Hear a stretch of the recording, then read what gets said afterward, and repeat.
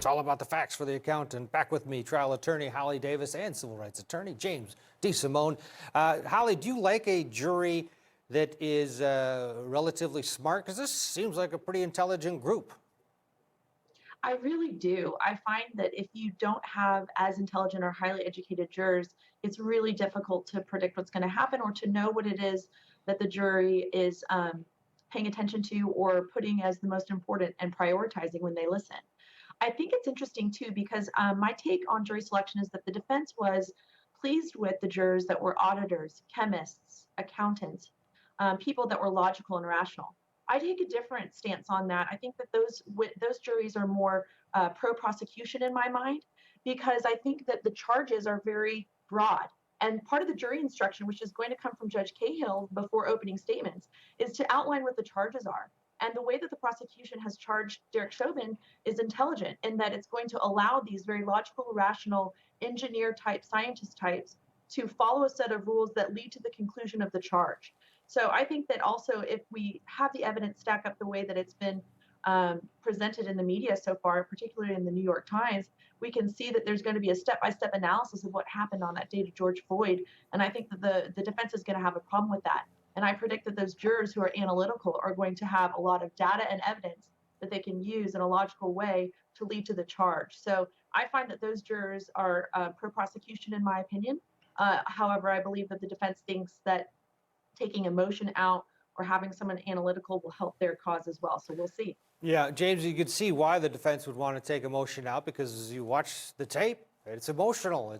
You're watching somebody die in front of your eyes. You need this jury to take the tape frame by frame and look at it in a different context.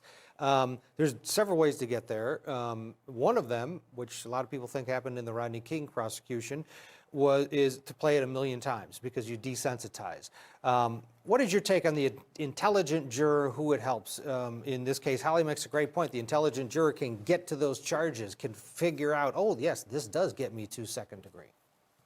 Well, I absolutely agree with Holly here. I mean, this is a case where emotion and facts align.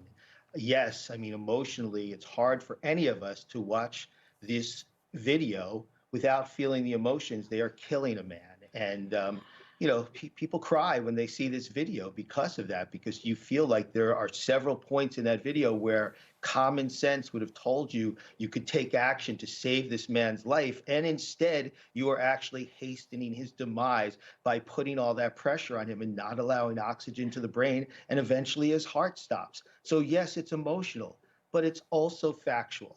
And there you're going to have the expert witnesses. They're relying on the Hennepin County coroner to carry the day here. So they're going to fall back as, look, maybe it's an underdog in terms of the attorneys, but we're going to, the civil servants, the people who work for Hennepin County, who are charged with investigating this death. And when you look at what they've concluded, they concluded he didn't die from the drugs in his system, which is going to be a big issue from the defense. He died from the lack of oxygen, which caused his heart to stop. Didn't have a heart attack. It stopped because of no oxygen.